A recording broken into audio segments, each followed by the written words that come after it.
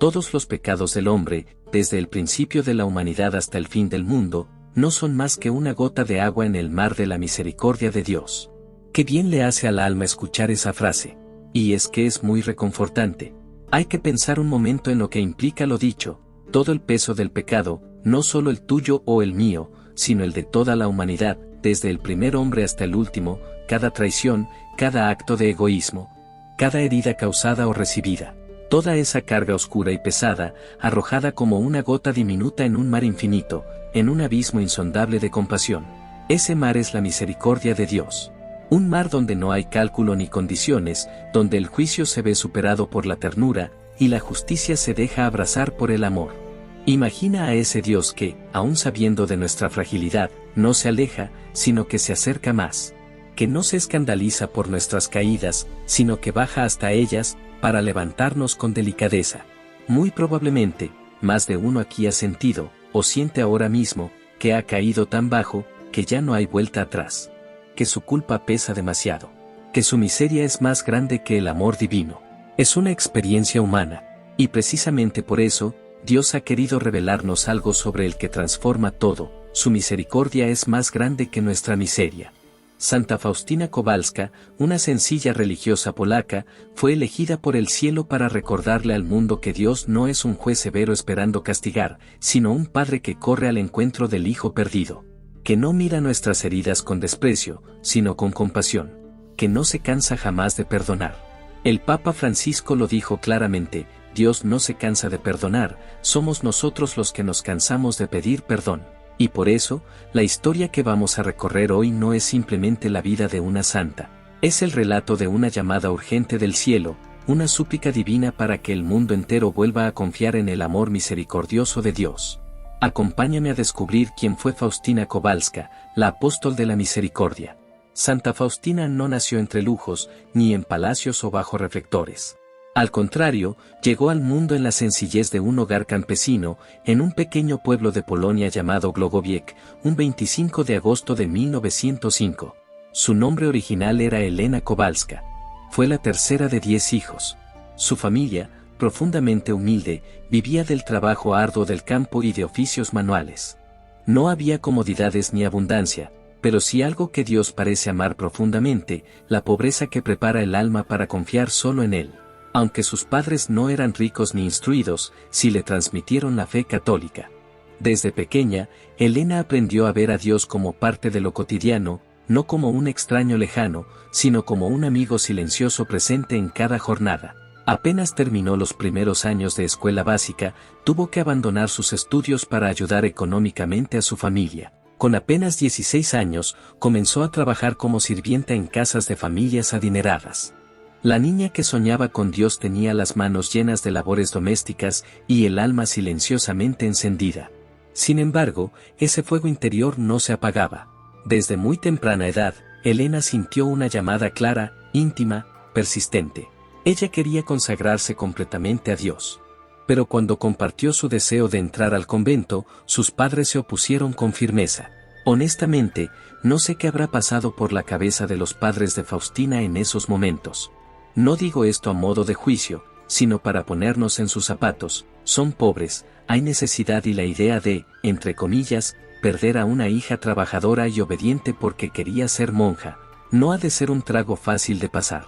Insisto, no estoy seguro de qué es lo que habrán pensado los padres de Faustina ante lo que su hija les planteaba, pero hago hincapié en esto porque siempre es interesante ver cómo, muchas veces, los caminos que Dios nos va sugiriendo nos llenan de dudas e incertidumbre, a nosotros mismos y a las personas más allegadas a nosotros. Finalmente, a los 20 años, la lucha interior de Elena Kowalska alcanzó su punto culminante. Desde niña había sentido el llamado de Dios, pero las dificultades económicas y la oposición de su familia habían retrasado su respuesta. Sin embargo, en una ocasión llegó a experimentar una visión que marcaría un antes y un después en su vida. Cristo sufriente le dirigió una mirada que traspasó su alma y le dijo con un tono de amor herido: ¿cuánto tiempo te deberé soportar aún? ¿Hasta cuándo me engañarás? Aquellas palabras, lejos de ser una condena, fueron un llamado urgente de amor, una súplica de aquel que la había escogido desde la eternidad. En ese instante, comprendió que no podía seguir posponiendo su entrega. Al día siguiente, dejó todo atrás y partió hacia Varsovia en busca de un convento que la recibiera, teniendo la absoluta certeza de que la misericordia divina guiaría sus pasos. Después de ser rechazada en distintos conventos, finalmente fue admitida en el convento de las Hermanas de la Madre de Dios de la Misericordia, en Varsovia. No comenzó una vida tranquila ni cómoda, sino una misión tan sublime como exigente. Fue allí, en el silencio del claustro, donde Jesús mismo comenzó a hablarle con claridad abrumadora. Y Faustina, ya no Helena, respondió con obediencia y humildad. A lo largo de su vida religiosa, el Señor Jesús la fue introduciendo en lo más íntimo de su corazón, revelándole el misterio insondable de su misericordia. Pero esta gracia no era solo para ella. El mismo Cristo le pidió que escribiera todo cuanto viera, oyera y viviera en el alma. No por vanagloria ni consuelo personal, sino por mandato divino. Secretaria de mi más profundo misterio, le dijo el Señor, tu misión es escribir todo lo que te hago conocer sobre mi misericordia, para el bien de las almas, para que quienes lean estos escritos encuentren consuelo en su interior y el valor para acercarse a mí.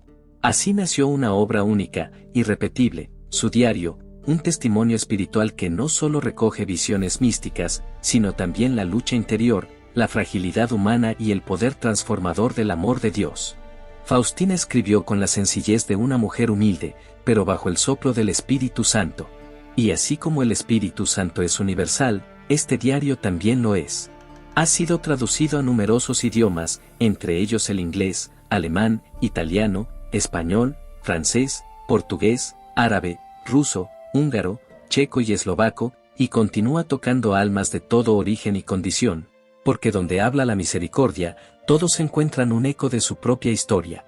Una de las revelaciones que Faustina describe en su diario es la de una imagen muy conocida hoy en día, imagen que quizá más de uno ha de haber visto y desconoce el trasfondo de esta. La imagen de la que hablo es la de Jesús misericordioso o imagen de la Divina Misericordia. Era el 22 de febrero de 1931, cuando Faustina se encontraba recogida en la intimidad de su celda, en el convento de Plock. Aquella noche, mientras caía el anochecer y el mundo se cubría de sombras, una luz celestial se abrió paso en su habitación. Al anochecer, estando yo en mi celda, Faustina escribe en el diario, vi al Señor Jesús vestido con una túnica blanca. Tenía una mano levantada para bendecir y con la otra tocaba la túnica sobre el pecho. De la abertura de la túnica en el pecho, salían dos grandes rayos, uno rojo y otro pálido. Después de un momento, Jesús me dijo pinta una imagen según el modelo que ves, y firma, Jesús, en ti confío. Quiero que esta imagen sea bendecida con solemnidad el primer domingo después de la Pascua de Resurrección, ese domingo debe ser la fiesta de la misericordia. Este encuentro no fue solo una experiencia mística personal, sino el comienzo de una misión que transformaría el rostro de la espiritualidad contemporánea. A través de Sor Faustina, Jesús quiso hablarle de nuevo al mundo, no con nuevas palabras, sino con un gesto visible, concreto y eterno. Su imagen, tal como se manifestó aquella noche, debía ser un canal de gracia para las almas. Una imagen no como un simple recuerdo, sino como una invitación viva a confiar. Y fue precisamente en esa visión donde los elementos más distintivos de esta representación divina adquirieron todo su significado. Los dos rayos que brotan del corazón de Cristo no son meros símbolos estéticos, sino señales profundas del amor que brota del costado traspasado del Salvador. Cuando Faustina le preguntó sobre el sentido de estos rayos, el Señor respondió con claridad. El rayo pálido simboliza el agua que justifica a las almas. El rayo rojo simboliza la sangre que es la vida de las almas. Bienaventurado quien viva a la sombra de ellos. En estas palabras se revela un misterio central de nuestra fe, el agua, que recuerda el bautismo y la purificación de nuestras culpas, y la sangre, signo de la entrega total de Cristo, que se nos da especialmente en la Eucaristía. Ambos rayos fluyen del corazón misericordioso de Jesús como fuentes inagotables de gracia, representando todos los sacramentos de la Iglesia, esas puertas sagradas por las cuales el alma es purificada, fortalecida y alimentada. Quien se cobija bajo estos rayos, vive bajo la promesa de Jesús, una vida renovada por el agua viva del Espíritu Santo, y sostenida por la sangre del Cordero, que selló la nueva y eterna alianza entre Dios y la humanidad.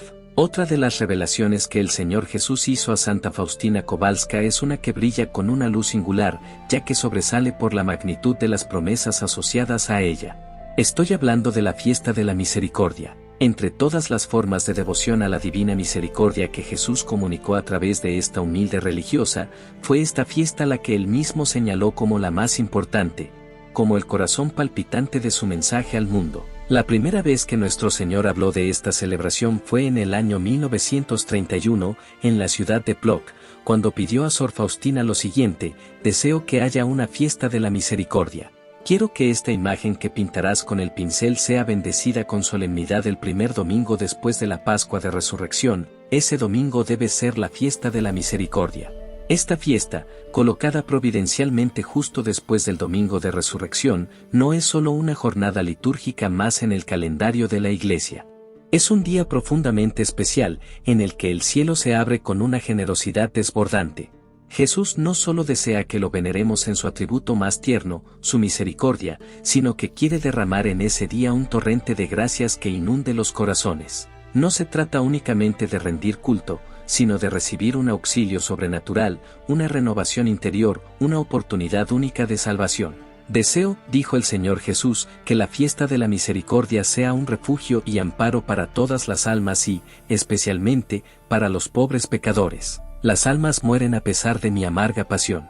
Les ofrezco la última tabla de salvación, es decir, la fiesta de mi misericordia. Si no adoran mi misericordia, morirán para siempre.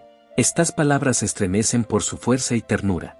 Jesús nos suplica que no despreciemos su don, que no dejemos pasar la puerta abierta de su corazón. Él, que entregó hasta la última gota de sangre por amor, ahora ofrece un refugio seguro para el alma herida, cansada o perdida.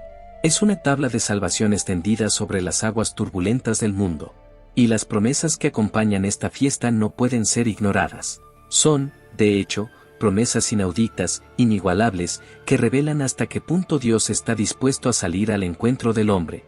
Cristo mismo declaró: quien se acerque ese día a la fuente de vida, dijo Cristo, recibirá el perdón total de las culpas y de las penas. Ese día están abiertas las entrañas de mi misericordia. Derramo todo un mar de gracia sobre aquellas almas que se acercan al manantial de mi misericordia. Que ningún alma tenga miedo de acercarse a mí, aunque sus pecados sean como escarlata.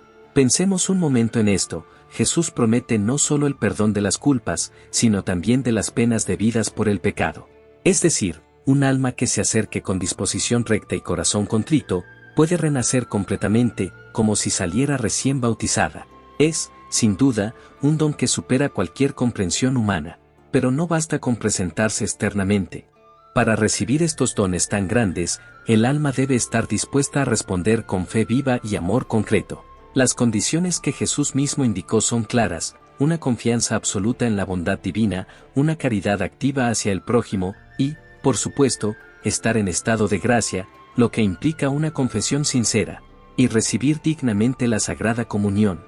Es un camino de conversión y de apertura, donde el alma se deja tocar por la misericordia de Dios, y a su vez, se convierte en reflejo de esa misma misericordia para el mundo. Otro de los atributos por los que se le conoce a Faustina es la coronilla de la Divina Misericordia. Jesús le indicó lo siguiente: anima a las almas a rezar la coronilla que te he dado. Quien lo recite recibirá gran misericordia a la hora de la muerte.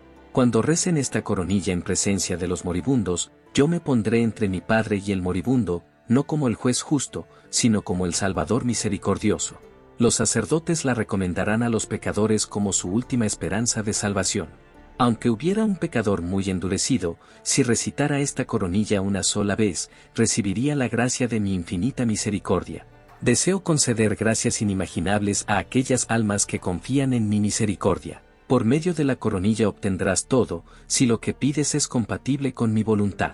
Dios nos ha dado muchas herramientas para conocerle, amarle y caminar junto a Él en esta vida que, aunque marcada por el sufrimiento y la incertidumbre, no está exenta de consuelo ni de esperanza. La coronilla de la Divina Misericordia es una de esas perlas preciosas, un regalo celestial ofrecido a través de Sor Faustina, para que nunca olvidemos que, en medio de nuestras caídas y debilidades, la misericordia de Dios siempre está al alcance.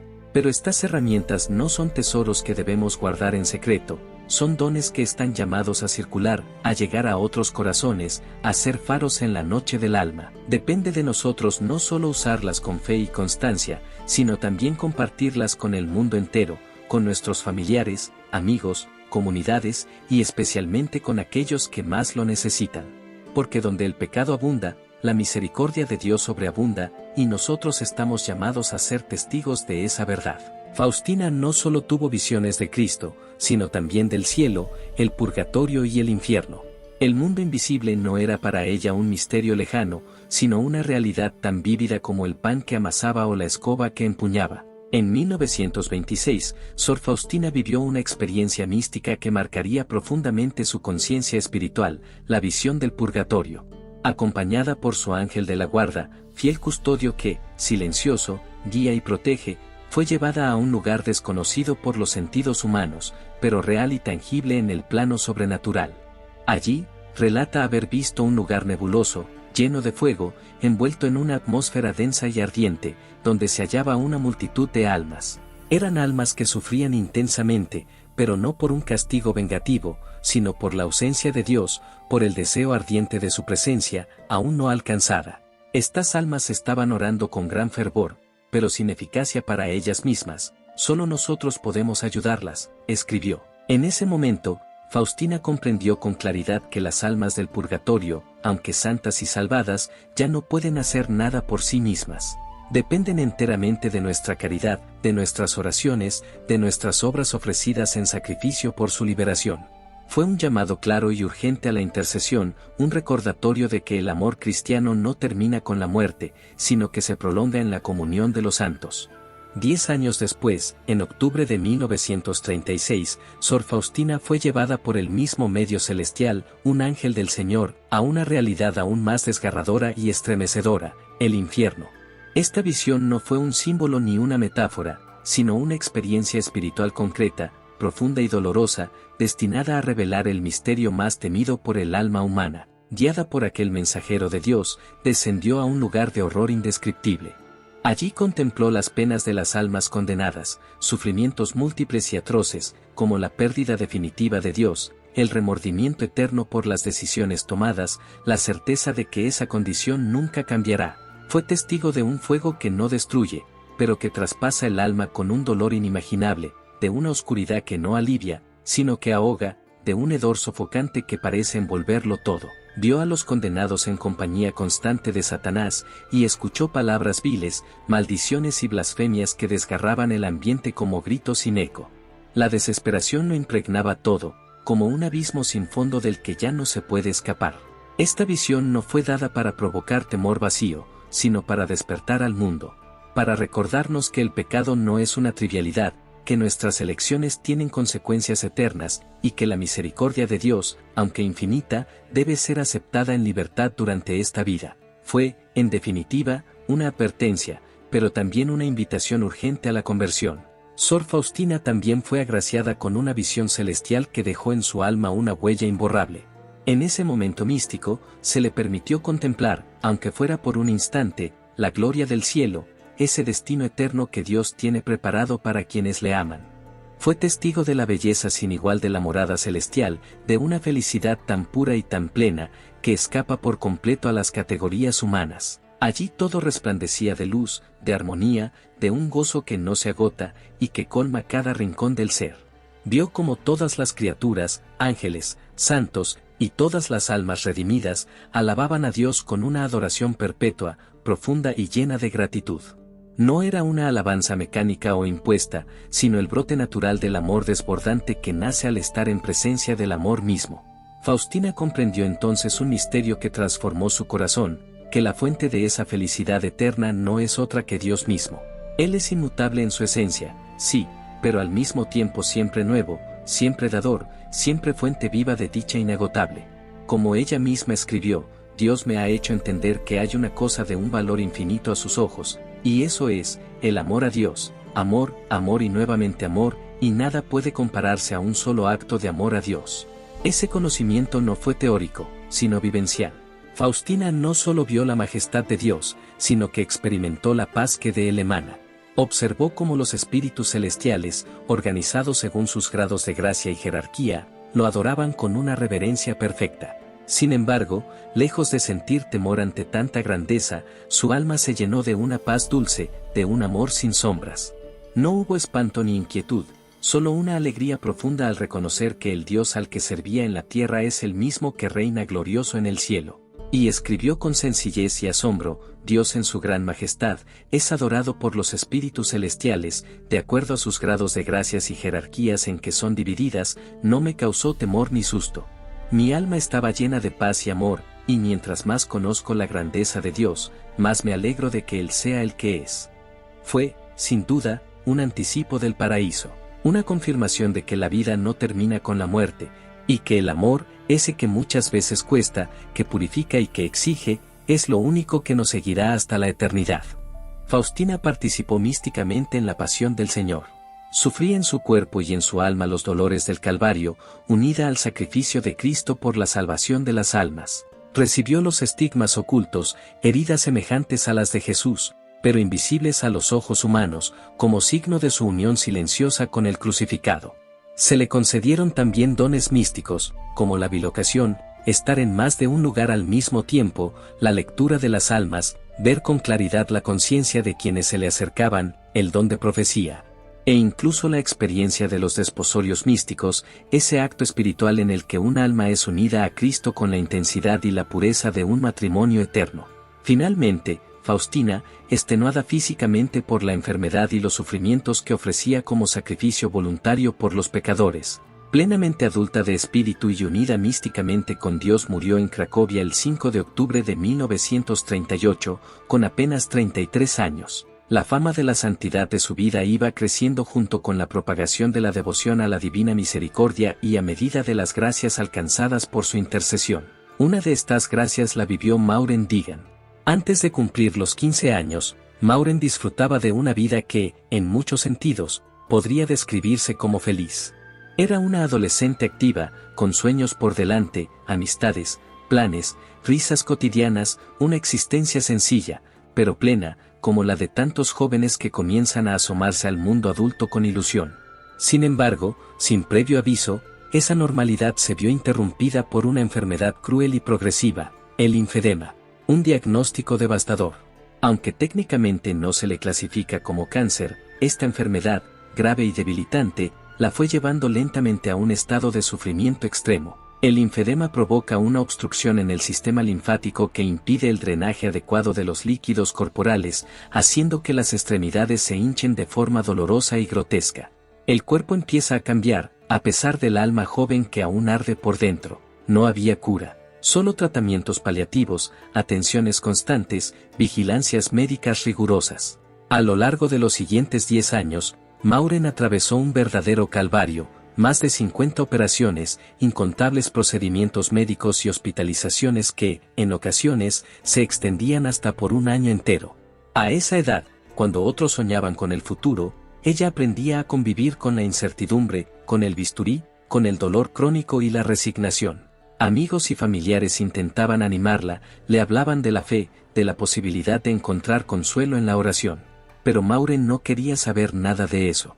¿Cómo confiar en un Dios que parecía haberla olvidado? ¿Dónde estaba su amor en medio de tanto sufrimiento? Poco a poco, su fe, que alguna vez estuvo presente, se apagó por completo. Finalmente, cuando los médicos llegaron a la conclusión de que su pierna no podía salvarse, se tomó la decisión de amputarla. Y, con una frialdad médica dolorosamente realista, se programó una segunda operación para amputar la otra pierna también. Pero Dios, que a veces guarda silencio para que el alma lo busque más hondo, estaba preparando algo. Una noche cualquiera, mientras Maureen permanecía ingresada en el hospital, su esposo Bob fue a ver una película que cambiaría sus vidas, Divina Misericordia, sin escape. Era un filme sobre la vida de Santa Faustina Kowalska, la apóstol de la Divina Misericordia. Al ver la historia de esta religiosa polaca y los testimonios sobre su intercesión, algo en Bob se conmovió profundamente. Sintió que no podía quedarse de brazos cruzados. Convencido de que había esperanza en ese camino, habló con Maureen y con los médicos, y propuso lo impensable, hacer un viaje a Polonia, para visitar la tumba de Sor Faustina. El 23 de marzo de 1981, sin saber exactamente qué esperar, Maureen llegó con su esposo al lugar donde descansaban los restos de la santa. Ese santuario, entonces aún llamado simplemente la tumba de Sor Faustina, fue testigo de un momento de gracia. Por primera vez desde que era niña, Maureen se confesó. Tal vez sin demasiadas emociones, quizás con algo de escepticismo aún, pero lo hizo. Y luego, con su estilo directo y sin rodeos, como era ella, se acercó a la tumba y dijo con una mezcla de humor y desesperación: «Muy bien, Faustina, he recorrido un largo camino, ahora haz algo». En ese instante, algo sobrenatural ocurrió. En su corazón, escuchó con claridad una respuesta que no esperaba: «Si me pides ayuda, te la daré». Al principio pensó que se trataba de un ataque de nervios, una alucinación causada por el cansancio o la angustia, pero no era eso. El dolor desapareció, así, de repente, y, lo más sorprendente de todo, la pierna que los médicos estaban a punto de amputar, hinchada, inmóvil, marcada por años de lucha, volvió a su tamaño normal. El milagro había comenzado. Cuando regresó a Estados Unidos, fue examinada por 5 médicos independientes que llegaron a la conclusión de que estaba completamente curada. No tenían ninguna explicación médica para la repentina curación de esta enfermedad incurable. Las pruebas acumuladas de este milagro fueron examinadas en consulta por 5 médicos nombrados por la Sagrada Congregación para las Causas de los Santos.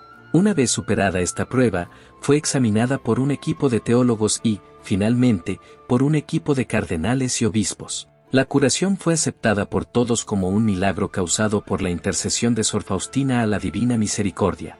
Sor Faustina fue beatificada el 18 de abril de 1993 y canonizada en abril de 2000 por el Papa Juan Pablo II. Como ya es costumbre, antes de cerrar el video, les dejo una oración a Santa Faustina. Pueden repetir después de mí: Santa Faustina, humilde sierva del Señor y fiel mensajera de su infinita misericordia, hoy elevo mi oración a ti. Tú, que fuiste escogida para llevar al mundo el consuelo del corazón de Jesús, acompáñame en este caminar. Tú que conociste el sufrimiento, pero lo viviste con serenidad y amor, enséñame a confiar en Dios cuando el dolor toque mi vida, cuando la fe parezca desvanecerse y el alma se sienta sola. Ayúdame a mirar a Cristo incluso en las pruebas más oscuras y a repetir con plena confianza: Jesús, en ti confío. Intercede por mí ante aquel que te mostró los insondables tesoros de su misericordia. Consígueme la gracia de tener un corazón puro, capaz de amar sin límites y de servir con humildad, para que también yo sea un reflejo de su amor en este mundo. Ruega por mí, para que mi vida se convierta en un instrumento de paz, perdón y esperanza, especialmente allí donde hay más dolor y desesperanza.